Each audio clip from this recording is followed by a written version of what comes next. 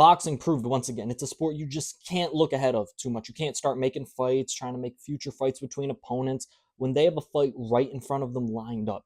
Right here, Caleb Plant upset by Armando Resendiz as he gets the upset victory in a win that nobody thought was going to go his way. Everyone thought Plant was going to get this win, was go on and take on Jermall Charlo. It was setting up, the two were on the same card, main, co-main. It was all set up, the big slap in 2023.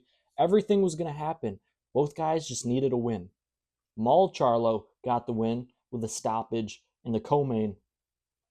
Caleb Plant wasn't able to do that. Armando Resendiz got the win and really muted Caleb Plant's offense for the entire second half of the fight. They said, as they were finishing up the broadcast, that on 2 of the 3 judges' scorecards, Resendiz swept all 6 rounds in the second half of the fight. It was a close fight. I believe one judge had Plant up a round while another had it tied. Resendiz swept the second half of the fight. Really muted Caleb Plant. And again, they mentioned this on the broadcast.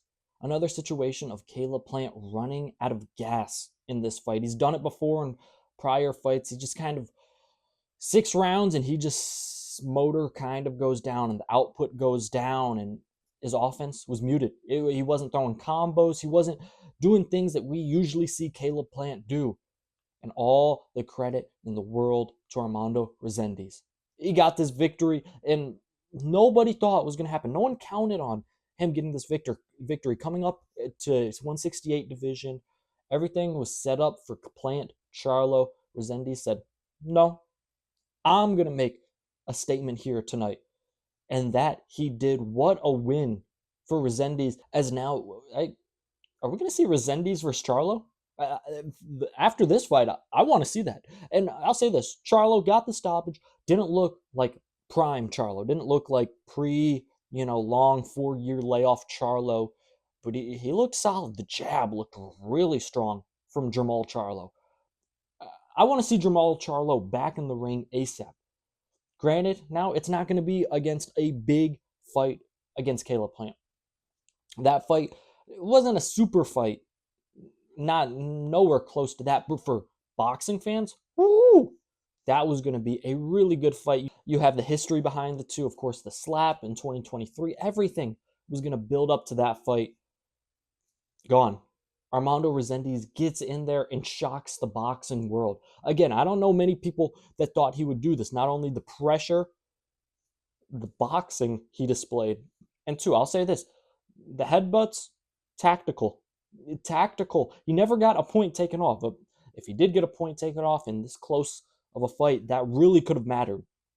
But he did it just enough to bother Caleb Plant and not have to face any repercussions. That's a veteran move. And of course, I know a lot of people are going to say, hey, that's dirty. Yes, it's a dirty move to continue to do it. But if Harvey Dock isn't going to go in there and stop you, hey, he's going to say, hey, one more time you do it. One more time. Warning. And truthfully, I don't think Harvey Dock did much wrong in the situation. I'm just saying he was tiptoeing the line and he got away with it.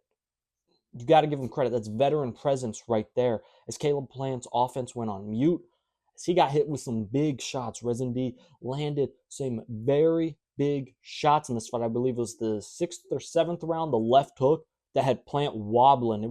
Wobbling, had to hold on. Had to tie him up. Last 10 seconds was saved by the bell. Minute left on the clock in that round. It's a different story.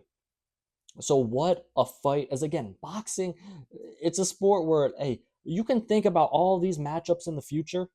It doesn't matter until you get to it, until the papers are signed, until the fighters are walking to the ring.